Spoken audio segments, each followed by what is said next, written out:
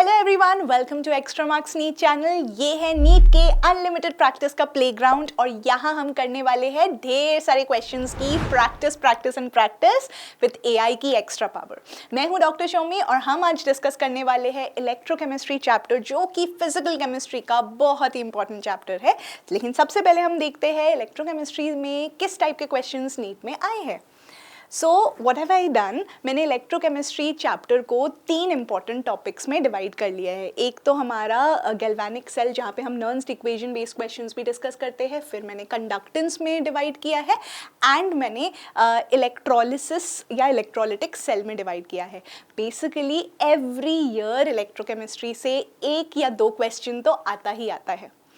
Description box में एक open test link है, go and attempt the test. मैं उसी टेस्ट के कुछ इंपॉर्टेंट क्वेश्चंस आपके साथ आज डिस्कस करने वाली हूँ। So let's discuss some questions from Nernst equation.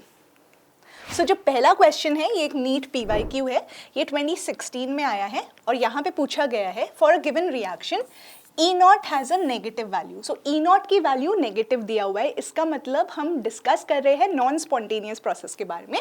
Which of the following equations or which of the following gives the correct relationships for the values of delta G0 and equilibrium constant. So delta G0 and equilibrium constant में इनमें से कौन सा relationship correct है। So यहाँ पे क्या mentioned है, यहाँ पे मेंशन्ड है कि E0 सेल ही नेगेटिव है, मतलब कुछ ये कंडीशन दिया हुआ है और हमें ऑलरेडी पता है delta G0 is nothing but minus NF-E0 cell. ठीक है, अगर E0 सेल नेगेटिव है तो डेल्टा G0 तो पॉजिटिव होगा। This means as I already mention ये एक नॉन स्पॉन्टेनियस प्रोसेस है, ये ऑलरेडी हमें पता चल जा रहा है। प्लस डेल्टा G0 जो होता है that is minus RT ln K। अगर delta G0 is greater than 0 then ln K will be lesser than 0.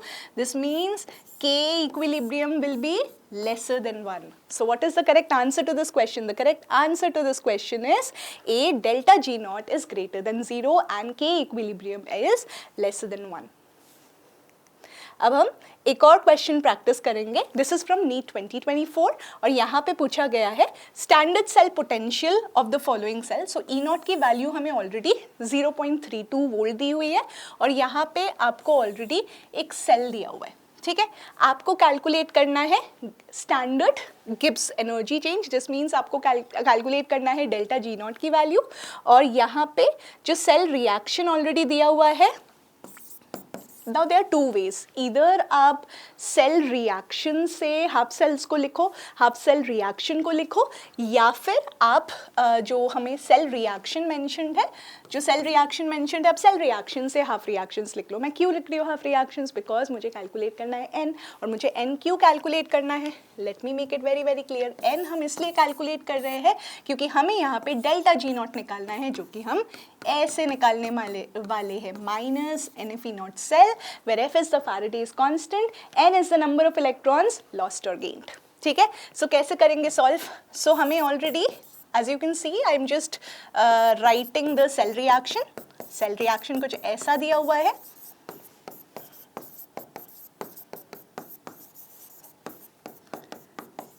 ठीक है, और let's talk about the half reaction. So पहला हाफ रिएक्शन है Zn giving you Zn2 plus 2 electrons. ठीक है, दूसरा half reaction है Fe2 plus 2 electrons gives you Fe. So what is the number of electrons lost or gained? N is equal to 2 over here. ठीक है, हम इसको put कर देते हैं, that is -2 times 96487 already mentioned है, टाइम्स E0 सेल की value हमें ऑलरेडी मेंशन है 0.32 वोल्ट। सो जब आप इसको कैलकुलेट करोगे आपको मिलेगा आंसर एज -61.75 किलो जूल पर mole and that is A। चलिए सॉल्व करते हैं एक नीट 2022 का क्वेश्चन और यहाँ पे आपसे पूछा गया है find the EMF of the self. ठीक है, following reaction, that is nickel plus 2 silver plus gives you nickel 2 plus 2 silver. nickel 2 plus का concentration और silver plus का concentration आपको दिया हुआ है, E नॉट सेल की वैल्यू दी हुई है और आपको ऑलरेडी 2.303 RT/F की वैल्यू दी हुई है. अब आपको क्या कैलकुलेट करना है? EMF. अब सबसे पहले बताओ कि हम कैसे EMF कैलकुलेट कर सकते हैं using Nernst equation. So can I just say EMF is equal to E not cell. Now since 2.303 RT/F की वैल्यू दी हुई है, क्या मैं 0.059 by n. So यहाँ पे as you already know silver and निकल सॉलिड स्टेट में दिया हुआ है तो इसकी कॉन्सेंट्रेशन यूनिटी होती है तो हम वो कंसिडर नहीं करते. तो मैं यहाँ पे सब्सटीट्यूट कर देती हूँ nickel 2 plus will be over here, that's there in the product side and divided by silver plus whole square. हम ये करने वाले हैं, राइट. अब सबसे पहले हमें n की value that is number of electrons lost और गेन तो नहीं पता है, तो हम कैसे करेंगे? अब हम इस सेल रिएक्शन से हाफ रिएक्शंस को डिकोड करेंगे. सो सबसे पहले एनोड में ऑक्सीडेशन होता है तो क्या हो रहा होगा? निकल विल गिव अस निकल 2 plus 2 electrons, right. Similarly cathode की अगर हम बात करें, यहाँ पे reaction silver plus will gain 1 electron and will give us silver, ये हो रहा होगा. सो अगर हम देखें so the number of electrons lost और गेन यहाँ पे 2 होगा, राइट. सो n की वैल्यू यहाँ पे 2 है, so let's substitute all the values.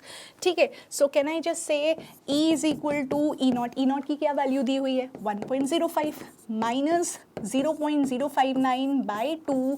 ठीक है. लॉग ऑफ निकल 2 प्लस की वैल्यू है 0.001 डिवाइडेड बाय सिल्वर प्लस की वैल्यू है 0.001 होल स्क्वायर. ठीक है. सो अब हम इसको सॉल्व करते हैं. 1.05 minus 0.059 by 2 log of 10 to the power of minus 3 divided by 10 to the power of minus 6. अब आप इसको सॉल्व करोगे तो आपको मिलेगा 1.05 माइनस 0.059 बाई 2 और ये हो गया log of 10 to the power of 3. आपको पता है log of 10 to the power of 3 is 3 log 10. ठीक है. 3 log 10 का मतलब होता है log 10 की value is 1. So log 10 to the power of 3 is nothing but 3.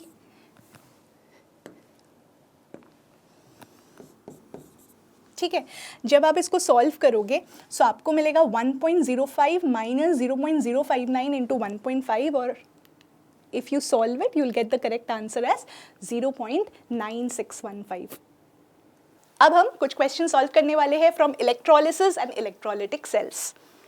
जो पहला क्वेश्चन है ये एक मैच द फॉलोइंग क्वेश्चन है. आपको क्या करना है? आपको कुछ कन्वर्जन रिएक्शंस दिए हुए हैं और वहाँ से आपको नंबर ऑफ फैराडे रिक्वायर्ड निकालना है. ठीक है. लेट्स सी कैसे करते हैं इसको. सो सबसे पहले हमें दिया हुआ है 1 मोल ऑफ H2O2O2. चलो जल्दी से इसको बैलेंस कर देते हैं. ठीक है. यहाँ पे 2H plus as you can see over here 2H2O होगा बिकॉज ऑक्सीजन एक्सेस में है. सो यहाँ पे 2H2 एक्सेस में है तो this will be 4H plus 4 electrons, right. यहाँ पे 1 मोल अगर H2O होता है, अगर 2 मोल होता है तो 4 electrons are required, so 4 faraday should be required. So अगर 1 मोल ऑफ H2 होता है, H2O होता है, so how many Faraday will be required? 2 Faraday. Easy. अगर हमारे पास द नेक्स्ट इक्वेशन मेंशन्ड है MnO4 माइनस से Mn2 प्लस, ये मेंशन्ड है. ठीक है. जब हमें MnO4 माइनस से Mn2 प्लस करना है तो जल्दी से इसको बैलेंस करते हैं. 4 ऑक्सीजन एक्स्ट्रा है तो ऐड किया 4H2 on the opposite side, 4H2 extra है तो 8H प्लस ऐड किया ऑन द ऑपोजिट साइड. अब ये हो गया 8 minus 1 7 2 to balance this add 5 electrons. So इसका मतलब अगर 1 मोल MnO4 माइनस यूज हो रहा है तो 5 फैराडे की बात की जा रही है, right. Very easy. Let's try the next one. यहाँ पे मेंशन है calcium from molten calcium chloride. So basically the reaction is super simple. Calcium 2 plus 2 electrons हमें कैल्शियम दे रहा है. इसका मतलब अगर हम 1 मोल की बात करते हैं of calcium 2 Faraday should be required, right. लेकिन यहाँ पे 1.5 दिया हुआ है तो 1.5 मोल ऑफ कैल्शियम की बात करें तो 2 into 1.5 that is 3 Faraday will be required. Easy. Lastly हमें दिया हुआ है 1 मोल ऑफ FeO2 Fe2O3. कैसे करें इसको? सो Fe2 प्लस से Fe3 प्लस का कन्वर्जन दिया हुआ है. ठीक है, और वाइस वर्सा। अगर ये मेंशन्ड है तो अगर ये 1 मोल है तो 1 faraday will be required. So what is the correct answer to this question? The correct answer to this question is A, P का 2 फैराडे। फिर हमारा 1 मोल जब हम बात करते हैं Q का 4 है 5 Faraday. Similarly 1.5 mole of calcium हमने अभी डिस्कस किया है, R का 1 that is 3 Faraday, and 1 mole of FeO2 Fe2O3 S का 3 that is 1 Faraday. So the correct answer to this question is A. Now let's try to solve one more question. ये NEET 2020 का question है। यहाँ पे the number of Faradays required to produce 20 gram of calcium from molten CaCl2 पूछा गया है। Very easy. So सबसे पहले हम reaction लिख लेते हैं। Calcium 2 plus 2 electrons gives you calcium. ये है हमारा बेसिक रिएक्शन। अब हमें निकालना है number of faradays required to produce 20 gram of calcium. So 20 gram of calcium मतलब number of moles of calcium कितना होगा? Given mass upon molar mass, that is 0.5 mole. ठीक है, सो यहाँ पे बोला है बेसिकली अगर मैं 1 मोल कैल्शियम की बात करूँ, सो 1 mole of calcium will give 2 Faraday or will produce 2 Faraday. So 0.5 mole of calcium will produce 2 into 0.5 and that is 1 Faraday. So what is the correct answer to this question? The correct answer to this question is C, 1 Faraday. अब हम एक और question solve करते हैं। This is from NEET 2016।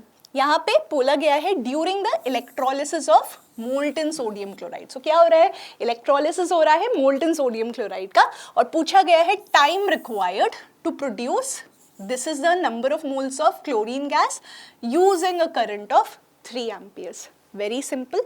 सो यहाँ पे बोला गया है इलेक्ट्रोलिसिस किस चीज का हो रहा है? इलेक्ट्रोलिसिस हो रहा है of molten sodium chloride. Very simple. और यहाँ पे हमें ऑलरेडी T कैलकुलेट करना है, I दिया हुआ है हमारा 3 एम्पियर है। और अगर मैं रिएक्शन की बात करूँ, ठीक है, so can I right it this way, 2Cl minus will give you Cl2 plus 2 electrons. This means अगर मैं 1 मोल ऑफ क्लोरीन की बात करूँ, सो 2 Faradays will be used for 1 mole of chlorine. 2 Faraday should be used. ठीक है, और यहाँ पे 0.1 मोल दिया हुआ है, सो 0.1 के लिए कितने Faraday will be used? 0.1 times 2, right? So can I से जो हमारा क्वांटिटी ऑफ इलेक्ट्रिसिटी होता है वो Q is equal to NF होता है, and that is also equal to I times T। ठीक है, अब NF की वैल्यू हमें ऑलरेडी पता है 0.1 टाइम्स 2 जो कि हमने अभी निकाला, और Faraday's constant is 96487। Okay, that is equal to I क्या दिया हुआ है 3, और हमें कैलकुलेट करना है T। Very very simple. जब आप इसको कैलकुलेट करोगे आपको अप्रोक्सीमेटली 107 minutes मिलेगा। So what is the correct answer to this question? The correct answer to this question is B, 110 minutes. अब हम सॉल्व करेंगे कुछ questions from conductance and solutions. अगर आपको नर्न्स्ट इक्वेशन में जैसे क्वेश्चंस आपने प्रैक्टिस किए, या फिर अगर आपने जो हमारा टॉपिक था जिसमें इलेक्ट्रोलिसिस, जो इलेक्ट्रोलिटिक सेल्स वाला टॉपिक था, जो आपने क्वेश्चंस प्रैक्टिस किए, अगर आपको सिमिलर टाइप को क्वेश्चंस प्रैक्टिस करना है तो आप एक्स्ट्रा मार्क्स लर्निंग ऐप में जाइए, वहाँ पे पावर क्वेश्चंस है जो आपको और अच्छी प्रैक्टिस करवाएगा फॉर नीट। सो अब हम कुछ क्वेश्चंस प्रैक्टिस करते हैं फ्रॉम कंडक्टेंस एंड सॉल्यूशंस। ये जो पहला क्वेश्चन है ये नीट 2021 का है। यहाँ पे molar conductance of HCl, NaCl और सोडियम एसिटेट दिया हुआ है।